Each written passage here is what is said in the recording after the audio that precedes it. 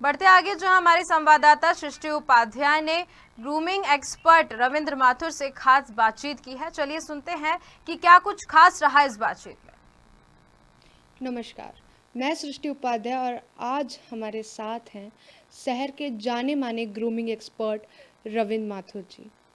नमस्कार सर, स्वागत है हमारे चैनल पे। नमस्कार। सर, जैसे कि आपने काफ़ी नाम कमाया है इस शहर में और शहर से बाहर भी आपके काफ़ी स्टूडेंट्स हैं जो कि आपका नाम आगे लेकर के गए हैं। तो सर, आपका ये सफ़र कैसा रहा? देखिए, सफ़र की शुरुआत कहीं न कहीं से तो होती है। मेरा family background totally medical field, यानी मेरे फादर भी डॉक्टर रहे हैं और हम सभी भाई-बहन पढ़ाई में थोड़े से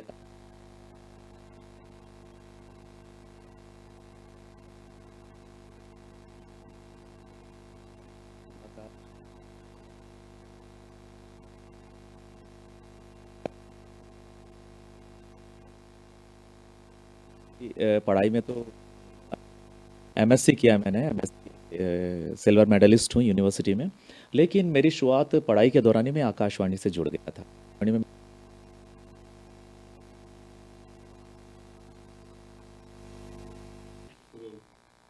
नमस्कार, मैं सृष्टि उपाध्याय और आज हम बात करेंगे शहर के जाने माने grooming expert Ravindra Mathur sir से।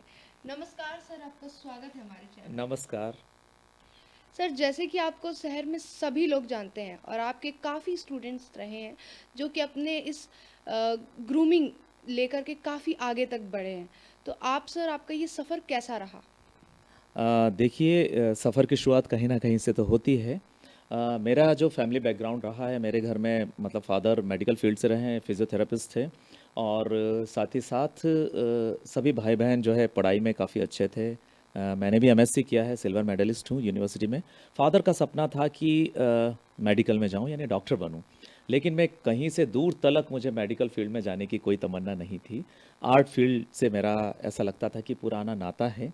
मैं पेंटिंग बहुत अच्छी बनाया करता था, तो मुझे था कि मैं ये वाली फ़ील्ड में जाऊँ। लेकिन जब पढ़ाई के दौरान ही मेरा सिलेक्शन हुआ आकाशवाणी में कॉन्ट्रैक्ट बेसिस पे एंकरिंग के लिए, यूथ प्रोग्राम में, काफ़ी सारे लोगों में जब मेरा सिलेक्शन हुआ, तो एक कॉन्फिडेंस आया कि ये भी कला का एक बहुत बेहतरीन फ़ील्ड है।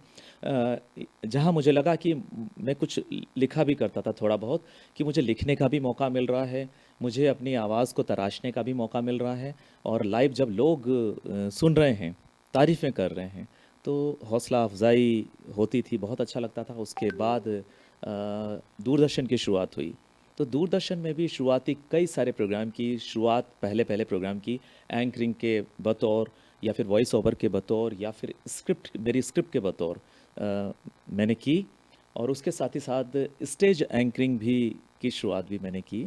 तो बहुत अच्छा लगा कि पेंटिंग में ना सही, लेकिन कला के इस फ़ील्ड में मुझे जो मौके मिल रहे हैं, तो काफ़ी कुछ हद तक मुझे लगा कि मेरी मंज़िल करीब है।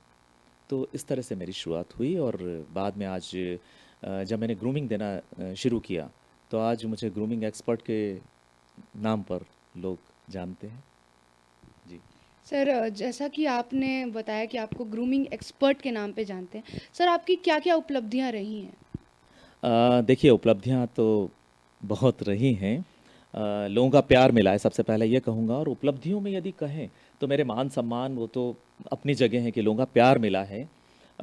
लेकिन सबसे ज़्यादा उपलब्धि की यदि बात करें तो मुझे अपने से ज़्यादा तब खुशी अभी भी मिलती है और मिली है कि जब मेरे द्वारा जो ट्रेंड हैं या मैंने जिनकी ग्रूमिंग क्लासेस ली हैं, वो बच्चे, वो स्टूडेंट्स एक्टिंग की फ़ील्ड में, मॉडलिंग की फ़ील्ड में या एंकरिंग की फ़ील्ड में अपनी पताका फहरा रहे हैं या उनको कुछ करने के लिए मिलता है और लोग उनकी तारीफ़ें करते हैं, तब बहुत ज़्यादा खुशी होती है। जैसे कि आपको बताना चाहूँगा कि मेरी स्टूडेंट रही है कनिका तिवारी।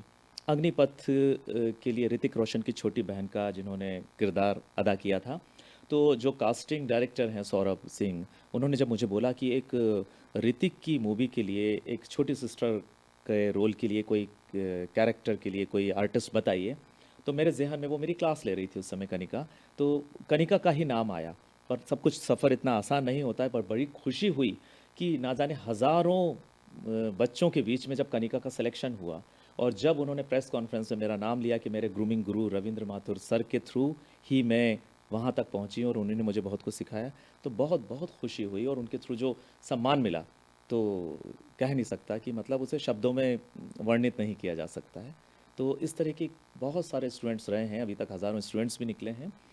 लेकिन ग्लैमर फील्ड में भी रहे हैं, मॉडलिंग की फील्ड में भी उन्होंने नाम कमाया है, एंकरिंग की फील्ड में भी, एक्टिंग की फील्ड में भी। तो बहुत ज़्यादा खुशी होती है और फिर जब वो किसी मुकाम तक पहुँचते हैं जिनको ट्रेंड किया है, तो बहुत बहुत अच्छा लगता है। सर जैसे कि ग्रूमिंग बहुत ज़रूरी होती है हर किसी के ज़िंदगी में, जी। तो ग्रूमिंग लेना सभी के लिए अनिवार्य है या तो वो इंसान बिना ग्रूमिंग के आगे बढ़ सकता है? देखिए कहते हैं ना कि एक शेर आपको सुनाना चाहूँगा। किसी शायर ने कहा है, मेरा मैं भी लिखता हूँ, शायरी करता हूँ, स्क्रिप्ट लिखता हूँ, लेकिन ये शेर किसी शायर का है, मुझे बहुत पसंद है। एक पत्थर की भी शक्ल बदल सकती है, एक पत्थर की भी शक्ल बदल सकती है, शर्त यही है कि पूरी शिद्दत के साथ उसे तराशा जाए। तो आपने जो क्वेश्चन पूछा काफ़ी हद तक इस शेर में उसका अर्थ छिपा हुआ है कि एक मूर्तिकार एक पत्थर को गढ़ता है तो एक मूर्ति बनती है जिसे हम पूजते हैं। तो जब एक पत्थर को तराश कर एक मूर्ति बनाई जा सकती है जिसे पूजते हैं हम, तो हम इंसानों की तो बात ही क्या है। तो इंसान के अंदर कला का भंडार है, टैलेंट का भंडार है, बस यही है कि उसे तराशा जाए। तो मैं तो कहूँगा कि यदि सही गाइडर मिलते हैं, सही मार्गदर्शक मिलते हैं, तो बहुत अच्छे से आप अपने आप को ग्रूम कर सकते हो। लेकिन उसके बाद भी, गाइडेंस के बाद भी इंसान को खुद सेल्फ ग्रूमिंग बेहद ज़रूरी है। हर कदम कदम पर इंसान को आज चुनौतियों का सामना करना है, लोगों के सामने सरवाइव करना है और भीड़ में एक अलग चेहरा हर कोई चाहता है कि भीड़ में एक अलग उसकी पहचान हो। भीड़ का हिस्सा नहीं बनना चाहते हैं। तो यदि भीड़ का हिस्सा नहीं बनना चाहते हैं और अपनी पहचान के साथ आगे बढ़ना चाहते हैं तो खुद की ग्रूमिंग बेहद बेहद ज़रूरी है। तो ग्रूमिंग के वही जो टिप्स मुझे लगता है कि एक्टिंग, मॉडलिंग और सब अपनी जगह है, लेकिन उससे भी पहले सेल्फ ग्रूमिंग हर इंसान के लिए बेहद ज़रूरी है। सर जैसे कि कोविड बहुत ज़्यादा बढ़ रहा है और अभी कुछ सालों से कोविड के कारण हमारी इंडस्ट्री बहुत नीचे चली गई है। तो सर आपको क्या लगता है आगे कितना स्कोप है इस इंडस्ट्री पे? देखिए कहते हैं ना कि यदि एक दरवाज़ा बंद होता है तो 10 दरवाजे खुल जाते हैं। नो डाउट कि कला की फील्ड में ही क्या, हर क्षेत्र में कोविड के कारण बहुत सारी मुश्किलें आईं, बहुत सारे काम बिल्कुल बंद हो गए और ख़ास तौर पर कलाकारों के लिए। गवर्नमेंट जॉब जिनका नहीं है लेकिन जो कलाकार मतलब फ्रीलांस अपना काम कर रहे हैं, चाहे वो कलाकारों के साथ सबसे ज़्यादा हुआ है, डायरेक्टर, प्रोड्यूसर के साथ भी कहूँगा और इस फील्ड में जितने भी लोग जुड़े हैं, चाहे टेक्निकल उसमें, सभी के साथ बहुत बहुत गलत हुआ। काम लगभग रुक से गए थे, शूटिंग्स रुक गई थी, इवेंट्स रुक गए थे। लेकिन ऊपर वाले का करम समझिए या वक्त की करवट जो बदली वक्त ने, तो बहुत अच्छा लगा कि आज शूटिंग्स भी हो रही हैं, इवेंट्स भी हो रहे हैं। लेकिन मुझे ये लगता है ये सारी चीज़ें अपनी जगह हैं, लेकिन बस यह एहतियात जो है बरतना बेहद बेहद ज़रूरी है। और यदि हम पूरी सावधानियां बरतते हुए हम आगे बढ़ें तो मुझे लगता है कि शूटिंग्स भी चलती रहेंगी, इवेंट्स भी होते रहेंगे, कलाकारों को काम भी मिलता रहेगा और कला की फील्ड से जितने लोग जुड़े हैं उनको भी काम मिलता रहेगा। पर यही है कि सावधानी बरतते रहें क्योंकि कोविड का जो दौर है लगभग पूरी तरह ख़त्म नहीं हुआ है। तो आज की डेट में यदि कहा जाए तो पुराना जो दौर था, जो निकला है, तब सब कुछ बंद था, लगभग टोटली बंद था। तो अब बहुत हद तक एक गति पकड़ ली है, हमारी वाली फील्ड ने भी पकड़ ली है और काम हो रहे हैं, शूटिंग्स भी हो रही हैं। पर बस ये है, मेरा यही कहना है कि आगे कुछ ऐसा ना हो कि लॉकडाउन लग जाए, लोगों को काम मिलना बंद हो। इसके लिए बेहद ज़रूरी है कि सावधानी के साथ हम, हमारी फील्ड के लोग भी आगे बढ़ें। सर जैसे कि भोपाल में देखने को मिल रहा है कि काफ़ी बाहर से लोग आके यहाँ पे शूटिंग कर रहे हैं, जी। यहाँ पे फिल्म्स बना रहे हैं, वेब सीरीज़ की शूटिंग्स चल रही हैं। तो आपको क्या लगता है कि यहाँ पे आगे भोपाल में कितना स्कोप और बढ़ेगा और कितने लोगों को काम मिलेगा, कितने लोगों को इस फील्ड में आगे बढ़ने का मौका मिलेगा? बिल्कुल। बड़े ही गर्व के साथ मैं भी कह सकता हूँ, आप भी कह सकती हैं और सभी लोग कहते हैं कि भोपाल जो शहर है हमारा, बिल्कुल खूबसूरत नज़ारे हैं यहाँ पर, प्राकृतिक खूबसूरती के साथ भरा हुआ है हमारा झीलों का शहर भोपाल। और यहाँ पर शूटिंग्स के लिए तो कितने स्कोप हैं, एक से बढ़कर एक फ़िल्मों की शूटिंग्स हो चुकी हैं और डायरेक्टर, प्रोड्यूसर यहीं आना चाहते हैं, बड़े-बड़े कलाकार भी भोपाल शहर में आना चाहते हैं। उसका उदाहरण है, लोग जानते ही हैं कि कितनी शूटिंग्स हो चुकी हैं और कितनी होने जा रही हैं और चल रही हैं।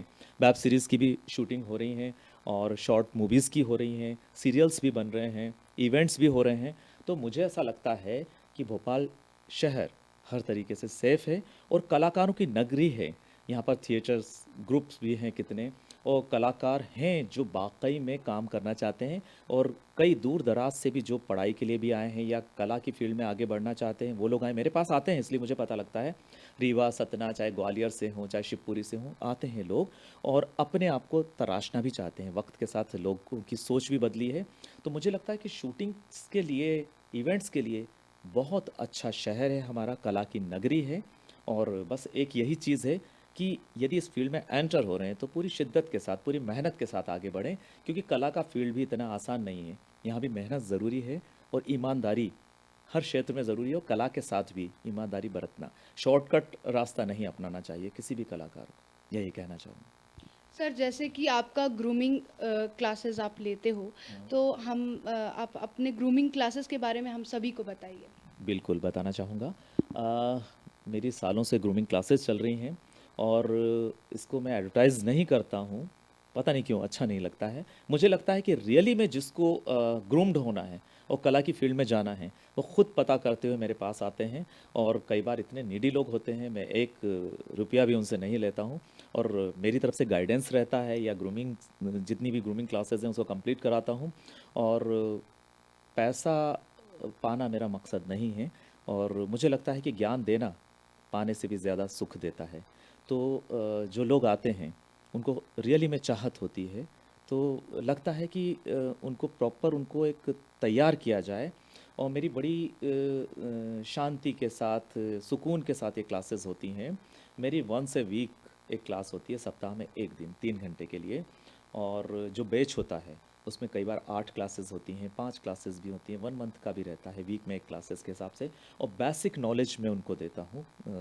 ख़ास तौर पर क्योंकि एंकर भी रहा हूँ, एंकरिंग की फील्ड में मुझे काफ़ी सारे अवार्ड मिले हैं, नेशनल अवार्ड मिले हैं, स्टेट लेवल पे बेस्ट एंकर का भी अवार्ड मिला है, स्क्रिप्ट राइटिंग में भी बहुत कुछ किया है। तो मुझे लगता है कि हर व्यक्ति एक अच्छा राइटर भी बन सकता है, एक एंकर भी बन सकता है और एक्टिंग के लिए जो टिप्स हैं, मतलब बेसिक जो नॉलेज है वो ज़रूरी है कि अपनी वॉइस को इम्प्रूव किया जाए। तो उसके भी कुछ टिप्स जो मैंने अपना खुद के तैयारियाँ की हैं कि इस तरह से लोग अपने आप को तराश सकते हैं। तो एक एक्टिंग वाली चीज़ हो गई, एंकरिंग वाली चीज़ हो गई और ग्लैमर की फील्ड में लोगों ने मुझे खुद एक्सेप्ट किया है, मुझे बुलाते हैं जजमेंट के लिए, ग्रूमिंग के लिए। तो मुझे लगता है कि मॉडलिंग वाली फील्ड भी इतनी आसान नहीं है, उसके लिए भी मेहनत बेहद ज़रूरी है, शॉर्टकट रास्ता नहीं है कि ऊपर वाले ने तो आपको बना दिया है, आपकी पर्सनैलिटी अच्छी है, आपके लुक्स अच्छे हैं, लेकिन बहुत ज़्यादा ज़रूरी है कि आपका एटीट्यूड हो, आपका कॉन्फिडेंस लेवल बहुत अच्छा हो, आपका ड्रेसिंग सेंस हो और इन सब के साथ-साथ जो आपने कहा ग्रूमिंग में क्या देते हैं, जो हम पहले बात कर चुके हैं सेल्फ ग्रूमिंग वाली, कि एक्टिंग, मॉडलिंग, एंकरिंग ये सब सेकेंडरी है, सबसे पहले इंसान को अपनी पर्सनैलिटी को इम्प्रूव करना चाहिए, पर्सनैलिटी को डेवलप करना चाहिए। तो यदि अपने आप को आपने तराश लिया, तो आपकी ये वाली फील्ड बड़ी आसान हो जाती है। तो इसके लिए ज़रूरी है कि आप प्रॉपर गाइडेंस लें और सिर्फ ये ना सोचें कि खूबसूरत शक्ल मिली है, खूबसूरत रंग रूप मिला है, खूबसूरत हाइट मिली है, फिज़िक मिला है। आजकल हर कोई अपने आप को तराश के फिटनेस के साथ प्रेजेंट कर लेता है, लेकिन वो सब कुछ नहीं होता है। आपका टैलेंट अंदर, इनर वाला जो टैलेंट है उसको भी आगे आना बेहद ज़रूरी है। तो उसके लिए लगातार आपको मेहनत बेहद ज़रूरी है। तो उसके कुछ टिप्स होते हैं कि एक्टिंग, मॉडलिंग उनका सब बाद में है, लेकिन सबसे पहले आपको अपने आप को तराशना बेहद ज़रूरी है। तो सेल्फ ग्रूमिंग वाली आपने बात कही, तो उसकी जो टिप्स हैं कि आपकी चाल क्या है, आपकी ढाल क्या है, आप किस तरह की ड्रेसेस आप पहन रहे हैं, आपका एटीट्यूड क्या कहता है, आपके एटिकेट्स क्या कहते हैं, आपकी जनरल नॉलेज कितनी है और आपका बिहेवियर क्या कहता है, आपका कम्युनिकेशन स्किल क्या है, आपकी फ़िटनेस क्या है, आपकी डाइट क्या है और इन सब के साथ आपका सबसे पहले आपका कॉन्फिडेंस बढ़ना बेहद ज़रूरी है। और फिर इसके साथ ही साथ एक चीज़ ये भी है कि आप एक पॉजिटिव एटीट्यूड लेकर चलें, नेगेटिव नहीं। एक कंपटीशन वाली चीज़ होती है इस फील्ड में, ख़ासतौर पर सस्टी ये देखा गया है कि लोग एक दूसरे से बड़ा कंपटीशन करते हैं, पर एक हेल्दी कंपटीशन नहीं होता है। एक कि भाई मेरा कहीं सिलेक्शन नहीं हुआ तो अगले वाले का क्यों हो गया, ये बहुत गलत है। दूसरा, ईगोइस्टिक होना भी गलत है। आप सेल्फ रेस्पेक्ट कायम रखें लेकिन ईगोइस्टिक ना हो। ईगो को बलाए ताक में रख कर आएँ, तब आगे बढ़ें। और दूसरी बात है कि अपनी खूबियों के साथ-साथ सबसे पहले अपनी कमियों को पहचानें और उन कमियों को दूर करने की कोशिश करते रहें, लगातार करते रहें। और ये भी देखा गया है कि ओवरनाइट स्टार बनने की लोगों की कोशिश होती है। कोई एक अचीवमेंट मिल गया, एक कोई अवार्ड मिल गया या कोई टाइटल मिल गया या कहीं कोई फ़िल्म में काम मिल गया, तो लोग समझने लगे बहुत अच्छा आर्टिस्ट हो गया हूँ, मैं बहुत बड़ा मॉडल हो गया हूँ, जो सरासर गलत है। उसमें खुश होना जायज़ है, लेकिन उस खुशी को कायम रखना आपके लिए तो और चैलेंज है कि उससे आगे एक कदम आगे बढ़े हैं, मंज़िल बहुत दूर है, तो आगे बढ़ते जाएँ लेकिन उस कदमों में पूरा आत्मविश्वास होना चाहिए और हर चुनौती को पूरा करने का साहस भी होना चाहिए। तो अपनी कमियों को नज़रअंदाज ना करें और सीखते हुए निरंतर सीखने की चाहत होनी चाहिए। कोई इंसान परफेक्ट नहीं होता, एग्ज़ैक्ट नहीं होता है। आज मुझ में भी ना जाने कितनी कमियाँ होंगी। कला भी एक समुंदर है और उसके ये मान के चलिए कि चंद छींटे ही हम तक आए हैं। उस समुद्र में यदि डूबना है, तैरना है, तो बहुत कुछ सीखना बाकी है, बहुत कुछ सीखना बाकी है। सर, आप केबीपी भारत, जो हमारे केबीपी भारत चैनल में आपको देख रहे हैं, उन्हें जी। कुछ ग्रूमिंग टिप्स आप दे दीजिए। केवीपी के सभी दर्शकों को मेरा बहुत-बहुत अभिनंदन और बहुत सारी बधाइयाँ। बस यही कहना चाहूँगा कि हर इंसान के अंदर एक कोई ना कोई कलाकार छिपा हुआ है और एक नहीं ढेर सारे टैलेंट जो हैं छुपे हुए हैं। बस अपनी प्रतिभा को पहचानिए और यदि आप नहीं पहचान सकते हैं, तो आप किसी एक्सपर्ट से सलाह लीजिए कि आप करना क्या चाहते हैं, आपकी दिशा निर्धारित कीजिए और आगे बढ़िए। लेकिन उस दिशा के लिए भी पहले आप माइंडली पूरा अपना मेकअप बना लें और आप पूरे हिम्मत के साथ, पूरे जोश के साथ आगे बढ़ें। और 3 चीज़ें होना लाइफ में बेहद ज़रूरी है। मैं सभी दर्शकों से कहना चाहूँगा, ज़िद, जुनून और जोश। और जोश में भी होश कायम रखिए और आपका आत्मविश्वास यदि बुलंद है और आपको कुछ करने की चाहत है सच्चे दिल से, पूरी शिद्दत के साथ, तो ना जाने कितनी चुनौतियाँ आएँगी, कदम-कदम पर आप लड़खड़ाएँगे, लेकिन उस लड़खड़ाहट के साथ भी आप अगला जो कदम रखेंगे वो और मज़बूत होगा। और मुझे लगता है कि मंज़िल की यदि सही चाहत है, खुली आँखों से देखे गए सपने ज़रूर पूरे होते हैं। और यदि वो कहा ना कि मंज़िल तक पहुँचने के लिए आपको बहुत दूर जाने की ज़रूरत नहीं होगी, फिर हो सकता है मंज़िल खुद आपके कदमों में आकर ये कहे कि आ जाओ, मुझे तुम्हारा इंतज़ार है। बहुत-बहुत धन्यवाद सर। तो आज की खास बातचीत ग्रूमिंग एक्सपर्ट रविंद्र माथुर जी के साथ। मैं सृष्टि उपाध्याय, कैमरामैन आदर्श, केवीपी भारत से।